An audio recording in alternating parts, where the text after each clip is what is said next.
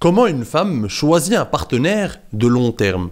C'est une question fort intéressante parce que ça explore les contours de la psychologie féminine et des mécanismes qui régissent les relations hommes-femmes. Alors cher ami, comme d'habitude, installe-toi confortablement, prépare-toi un petit quelque chose à boire ou à manger et reste jusqu'à la fin parce que cette vidéo va être passionnante et va être très instructive. Alors tu le sais cher ami, sur cette chaîne, notre but c'est principalement de comprendre les mécanismes qui régissent la psychologie humaine et les mécanismes qui régissent les relations hommes-femmes ainsi que la psychologie féminine. Pourquoi? Parce que en comprenant en profondeur ces mécanismes-là, en comprenant en profondeur les dynamiques de la psychologie féminine, les dynamiques des relations hommes-femmes, tu t'assures tout simplement d'avoir un avantage concurrentiel sur le marché de la séduction. Tu t'assures de tirer ton épingle du jeu. Parce que malheureusement, aujourd'hui, la plupart des hommes ne comprennent pas ces mécanismes-là. Et les comprendre, c'est primordial. Parce que ces mécanismes ne changeront jamais. Ce sont des mécanismes intemporels. Ce qui crée le désir d'une femme, l'instinct d'une femme, les mécanismes du désir humain, ce sont des mécanismes intemporels. Tu vois ce que je veux dire, cher ami? Et donc, vu qu'ils sont intemporels, tu as beau changer d'époque, tu as beau avoir de nouvelles technologies, tu as beau faire des rencontres aujourd'hui sur des applications de rencontres, mais les femmes cherchent toujours le même type d'homme depuis la nuit des temps. Biologiquement, instinctivement, elles sont attirées et elles recherchent le même type d'homme, les mêmes qualités masculines finalement. Et ça, c'est quelque chose que tu dois garder à l'esprit. Comme je te l'ai dit, la technologie peut changer, mais les mécanismes du désir humain, les mécanismes de la psychologie humaine ne changent pas. Et c'est pour ça qu'on explore ça en profondeur, cher ami. On n'est pas une chaîne qui te donne une technique d'approche en 2023. On s'en fout. C'est pas le but. On rentre pas dans ces petites magouilles.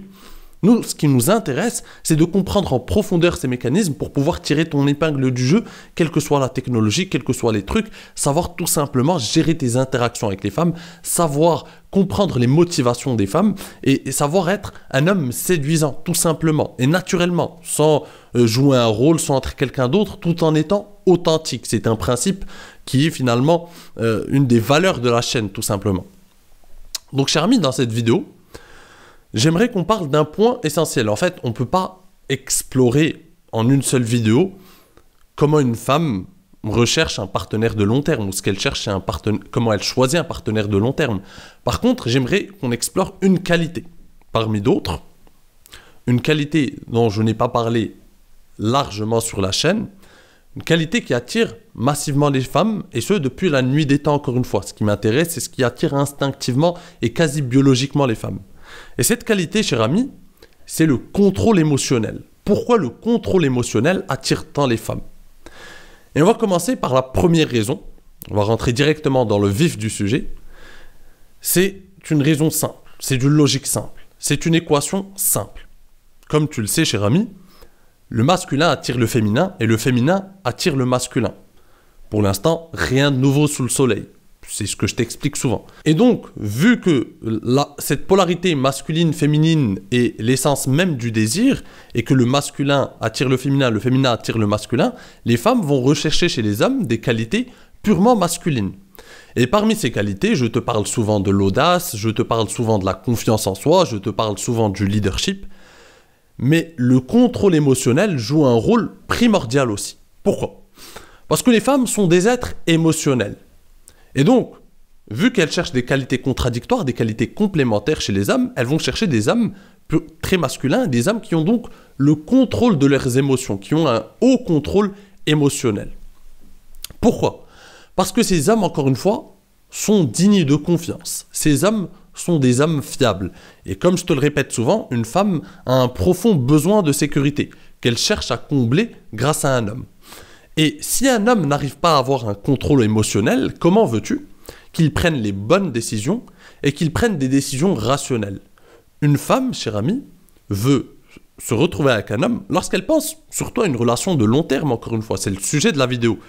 Elle cherche un homme qui pourra être fort dans des moments difficiles parce qu'elle sait que la vie est faite de tribulations, la vie est faite de difficultés. Et elle a besoin d'un homme qui puisse faire face, qui puisse faire front, c'est ça un homme aussi, qui puisse faire face aux tribulations de l'existence, aux difficultés, aux obstacles qui vont se mettre sur son chemin. Et donc, un couple, par essence, va avoir des moments difficiles, va avoir une vie, va avoir des choses, des obligations, va avoir des péripéties sur le chemin. Et une femme veut un homme instinctivement depuis la nuit des temps, veut un homme qui puisse la protéger, qui puisse assurer la survie aussi de sa progéniture.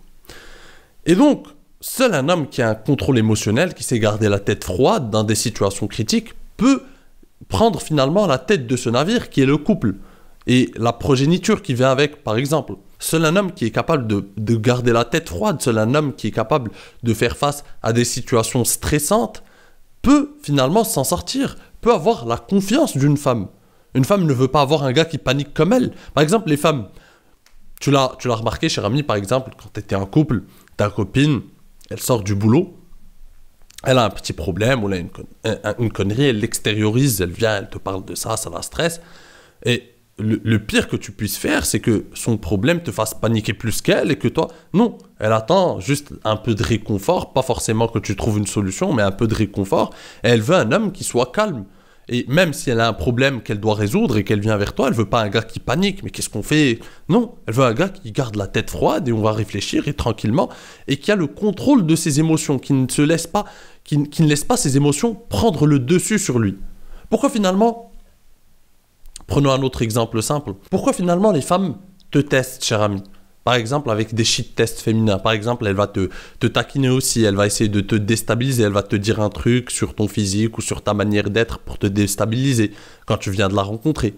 Elle est en train de te tester, elle est en train de tester plusieurs choses. Encore une fois, elle teste tes qualités masculines, elle teste ta confiance en toi, elle teste ta capacité à avoir du leadership, elle teste surtout ton contrôle émotionnel. Par exemple, tu vas rencontrer une fille, elle va par exemple te déstabiliser, ça je l'ai vu plusieurs fois.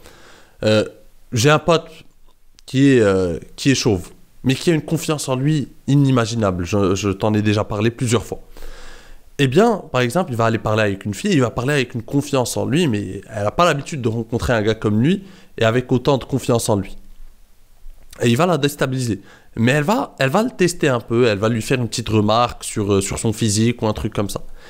Et il va pas être déstabilisé du tout. Il le prend à la légère, il continue, il l'attaque en retour. Et il est très confiant. Et donc, elle a vu que ce gars, finalement, il a un grand contrôle émotionnel, il a confiance en lui. Et pour elle, ce gars dégage un haut niveau de masculinité et il montre des qualités masculines par excellence et un haut niveau de fiabilité. Ce gars n'est pas déstabilisé facilement, ce gars a très confiance en lui, et ce gars a un haut niveau de contrôle émotionnel. Il n'est pas en train de paniquer ou être déstabilisé ou être gêné parce qu'une femme le teste un peu ou le taquine un peu ou essaie de le déstabiliser. Il est fort, c'est un roc. Et ça, c'est important. C'est pour ça que le contrôle émotionnel fait toute la différence, cher ami. Si tu n'es pas capable de garder le contrôle émotionnel, si toi tu paniques, ou si par exemple c'est le contraire, par exemple cette fille te dit oui, on pourra aller en rendez-vous, on pourra se revoir, et que toi tu n'arrives plus à te tenir, et que tu es encore plus content qu'elle, tu es encore plus excité, on dirait un gamin de 8 ans, la veille de Noël, eh ben là aussi ça montre que tu n'as pas l'habitude d'avoir des opportunités avec les femmes, tellement que tes émotions ont pris le dessus quand tu as su que cette fille acceptait de venir te voir. Tu es encore plus excité qu'elle. Tu vois ce que je veux dire, cher ami? Toutes ces choses montrent ton degré de contrôle émotionnel. Et le contrôle émotionnel, encore une fois, ça montre une certaine fiabilité de ta part. Et comme je te l'explique souvent, une femme a besoin de ressentir une fiabilité et elle a besoin de voir que tu es confiant et digne de confiance pour pouvoir s'ouvrir à toi et pour pouvoir exprimer toute sa féminité en retour. Deuxième raison qui fait que le contrôle émotionnel est une qualité incontournable chez un homme et activement recherchée par les femmes, c'est que un homme qui a un contrôle émotionnel est apte à communiquer efficacement. Pourquoi? Parce que si à chaque fois qu'on discute avec toi, si à chaque fois qu'on a une conversation avec toi, tes émotions prennent le dessus, en fait, la conversation va vite tourner court. et il ne peut pas y avoir de résolution de problème ou je ne sais quoi encore, ou tout simplement aboutir à quelque chose lors de cette conversation. On ne peut pas communiquer avec toi. Et c'est encore plus vrai lors de tes interactions avec les femmes. Parce que les femmes sont émotionnelles. Et si donc deux personnes émotionnelles se rencontrent, il ne peut pas y avoir de discussion. Si ses émotions prennent le dessus avec l'intérêt qu'elle peut avoir pour toi, ou tu es en couple, ou quand tu es en couple, peu importe, où donc les émotions sont fortes, et donc les émotions prennent le dessus, il n'y a plus de conversation. Une conversation a besoin d'un minimum de rationalité, d'un minimum d'arguments, d'un minimum de garder l'esprit, de garder la tête froide.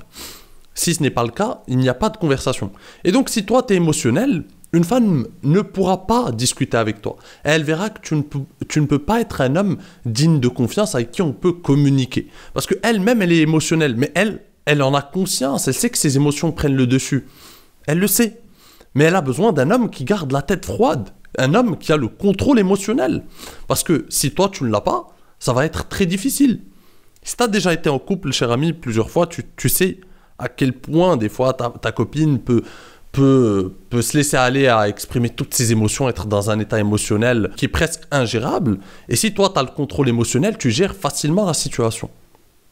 Tu gères facilement. Par contre, si tu te laisses aller dans une sorte d'escalade émotionnelle aussi, ça peut vite partir en quelque chose qui n'a aucun sens. Ça peut vite avoir des répercussions irréversibles. Tu vois ce que je veux dire, cher ami? Donc le contrôle émotionnel, c'est une qualité que les femmes recherchent, que ce soit lorsque tu es déjà en couple ou lors de ta phase de séduction avec elle, parce qu'elle va te tester aussi, elle va te tester à de nombreuses reprises, elle va voir si tu gardes la tête froide, si tu es capable, malgré qu'on te déstabilise, malgré le fait qu'on essaie de te déstabiliser, est-ce que tu es capable de garder la tête froide? Elle va t'observer, elle va voir lorsque tu es avec ton groupe de potes, est-ce que tu es celui qui évite qui est vite déstabilisé par une petite remarque ou par un petit truc, ou si au contraire tu sais mettre des limites et en même temps sans pour autant laisser tes émotions prendre le dessus. Prenons un exemple simple. Disons que tu viens de rencontrer une fille il y a un mois. Ça se passe bien, vous vous voyez plusieurs fois en rendez-vous et vous commencez à vous voir plus souvent et ça peut aboutir à quelque chose de sérieux. Donc tu sors avec elle un soir. Vous sortez dans un bar ou en boîte avec des potes, vous voulez faire la fête un peu, et vous sortez ensemble. Et là, c'est ton premier test un peu. Première problématique, on va dire, qui arrive sur ton chemin. Tu vois que en fait, cette fille, elle était en train de tester tes limites, par exemple. Elle a fait des trucs qui frôlent un peu l'irrespect et tu n'as pas aimé ça. En fait, tu la vois discuter avec d'autres gars devant toi, etc. Pas de manière non plus flagrante, mais voilà, c'est quelque chose que tu n'apprécies pas. Elle discute avec des gars devant toi sans prendre la peine de te présenter, par exemple. Et là, tu te dis, mais qu'est-ce que je fais? Alors, tu as deux types de réactions. Tu as le gars trop émotionnel, qui ne comprend rien aux mécanismes qui régissent les relations homme-femme. Lui, il va devenir colérique, il va s'en prendre au gars, ou il va tout simplement devenir vite colérique et faire n'importe quoi. Et t'as le gars, l'alpha, qui garde le contrôle émotionnel et qui sait comment réagir. Et comment va réagir l'alpha? L'alpha, il va tout simplement aller vers cette fille et il va lui dire, écoute, je n'aime pas ce que tu es en train de faire, tu es en train de me manquer de respect et en plus en public, donc la prochaine fois, on ne se verra plus, tout simplement. Ça, c'était un premier avertissement. Et il va le dire calmement, sans laisser ses émotions prendre le dessus, rien du tout. Et crois-moi que lui, il va être plus efficace que le gars qui va se mettre dans tous ses états, qui va commencer à vouloir trouver des solutions avec les gars. Lui, il paraît faible. Parce qu'en fait, il va aller parler à ce gars. Et la prochaine fois, elle va faire ça avec un autre gars. Et il y a certaines femmes qui aiment bien jouer à ce petit jeu, qui aiment bien piquer voir leurs copains piquer des crises de jalousie. Et elles vont jouer à ce jeu indéfiniment. Et le gars va passer sa vie à se faire manquer de respect et aller s'embrouiller avec d'autres gars parce que eux ils parlent à sa copine alors que c'est sa copine qui est en train de jouer à ce petit jeu. Tu vois ce que je veux dire? Elle était en train de le tester. Des fois on teste, et quand je dis tester, des fois ça se fait de manière inconsciente. Les gens testent nos limites, que ce soit ta copine, que ce soit des amis. Des fois, les gens aiment bien tester nos limites. Et c'est à nous de mettre les bonnes limites, c'est à nous de savoir leur dire stop. Ici, c'est un poste frontière. Là, tu dépasses pas cet endroit. Tu vois. Si tu dépasses cette limite, notre relation va prendre un autre tournant. Tout simplement. Soit on s'arrête là. Tu vois. Et c'est à toi de savoir mettre ses limites. Et donc, en agissant comme l'a fait l'alpha, tu mets de véritables limites. Parce que dès lors, elle a un ultimatum. Elle sait qu'elle a merdé. Et elle sait qu'avec toi, tu n'acceptes pas ça. Dès le départ, tu lui as montré. Tu lui as dit que moi, j'accepte pas qu'on me manque de respect. Et donc, c'est un ultimatum. Soit c'est une fille qui s'en fout et du coup, elle ne te mérite pas. Mais dans 80% des cas, elle va te respecter. Elle va se dire c'est un gars qui se respecte, qui met des limites, qui n'accepte pas le manque de respect. Et donc, je sais que la prochaine fois, si je joue à ça, je vais tout simplement le perdre. Donc, je ne vais pas prendre ce risque. Tout simplement. Et ça débouche finalement sur la troisième raison qui explique pourquoi le contrôle émotionnel attire tant les femmes. C'est que finalement, comme je viens de te l'expliquer, il permet, le gars qui a un contrôle émotionnel, sait gérer les conflits, sait faire face aux conflits et de manière respectueuse. Parce que malheureusement, il y a une croyance populaire que je vois dans les chaînes Red Pill ou dans les chaînes ou dans d'autres chaînes de séduction, etc. Il y a une croyance qui dit, en fait, qui véhicule l'idée qu'il y a deux extrêmes. Soit tu es un nice guy, soit tu es un bad boy. Il n'y a pas de juste milieu. En fait, soit tu es un nice guy qui te laisse marcher dessus, soit tu es un bad boy et du coup, tu t'es colérique, tu imposes ta volonté par la force, etc., etc. Or, il y a le juste milieu, il y a l'alpha, cher ami. L'alpha, il impose les choses de manière respectueuse. L'alpha, c'est un leader. L'alpha, c'est quelqu'un qu'on suit, pas parce qu'il impose par la force, c'est parce que ses idées, sa manière d'être, son exemplarité, son charisme te poussent à le suivre. Et donc, même quand il s'agit de gérer des conflits, il ne s'impose pas par la force. Il s'impose intelligemment, avec calme, mais avec détermination et dans le respect. Tu vois, il n'a pas besoin, parce que les gens le respectent. Juste en disant les choses calmement, les gens le respectent. Pourquoi? Parce qu'ils respectent son honnêteté, son authenticité et sa manière de dire les choses. Il n'en a pas honte. Quand il y a un manque de respect, il l'annonce, il dit là, là, je n'accepte pas. Et il ne va utiliser les grands moyens que si il y en a vraiment besoin. Parce que quand tu commences par exemple à devenir colérique chaque 2 minutes, les gens ne te prennent plus au sérieux. Les gens utilisent ta colère contre toi. Les gens utilisent cette émotion contre toi. Par exemple, tu vas être dans dans une réunion au boulot, ils savent que tu es colérique, c'est un point faible. Si tu as un collègue qui veut te descendre, il va essayer dans une réunion de te mettre un peu en colère, de te piquer un peu pour que tu te mettes en colère devant tout le monde et que tu paraisses un peu le gars qui surréagit. Tu vois ce que je veux dire? Et ça te décrédibilise. Donc, l'alpha, il sait utiliser les bons moyens. C'est-à-dire que la riposte va toujours être à la hauteur du pic qu'on lui a fait. Tout ça pour dire qu'il sait gérer les conflits et de manière respectueuse. Comme je te l'ai montré avec cette fille. Elle a merdé une première fois. Il lui a mis un ultimatum. Calmement, dans le respect, très calme, sereinement. Mais elle sait à quoi s'attendre. Et il s'est fait respecter. Sans faire de cirque, sans forcément se mettre à courir derrière des gars qui parlent avec sa copine ou faire des conneries, ou même les gars le respectent pas, ils voient mais sa copine elle parle avec tout le monde et lui qu'est-ce qu'il fait, il est en train de courir derrière tout le monde sans s'afficher en public comme ça bêtement et stupidement et pitoyablement. Et donc ça fait toute la différence. Donc l'alpha de 1 n'a pas peur du conflit et de 2 sait le gérer. De 1 il n'a pas peur du conflit, ça veut dire que contrairement au nice guy, par exemple, le nice guy aurait vu sa copine parler à d'autres gars, il va pas savoir réagir, ou il va pas tout simplement vouloir réagir par peur de dire un truc qui puisse la blesser, ou par peur de lui déplaire, ou par peur de se dire oui, mais peut-être que je surréagis, peut-être que finalement ce n'est pas tant un manque de respect, il va se convaincre lui-même que ça va pour ne pas créer de conflit. Non, l'alpha n'a pas peur du conflit, mais il sait le gérer intelligemment et sereinement. Tout simplement. C'est ça la différence. Donc, cher ami, juste avant de te laisser, j'aimerais ouvrir une petite parenthèse très importante. Beaucoup de gars m'envoient des messages sur Instagram ou par mail pour me dire « Hey Kamal, comment finalement on réserve une consultation avec toi ?» C'est tout simple, cher ami. Il y a un lien en description. Je suis sûr que beaucoup d'entre vous, vous ne regardez pas la description, mais il y a un lien en description pour réserver ta consultation. Donc, il te suffit de cliquer sur le lien et tu pourras choisir une plage horaire où je serai disponible. D'un autre côté, cher ami, si ça t'intéresse ce genre d'analyse, si tu aimes explorer les mécanismes qui régissent les relations hommes-femmes, la psychologie féminine et que tu aimes qu'on aille encore plus loin dans ces thématiques, je t'invite à t'inscrire à ma newsletter pour recevoir mes emails privés que j'écris moi-même. Je t'en envoie 2 par semaine à haute valeur ajoutée pour que tu décuples ton potentiel de séduction et que tu tires tout simplement ton épingle du jeu sur le marché de la séduction. Donc, c'est le premier lien en description. Tu rentres ton mail et tu recevras dans ta boîte mail chaque semaine 2 emails.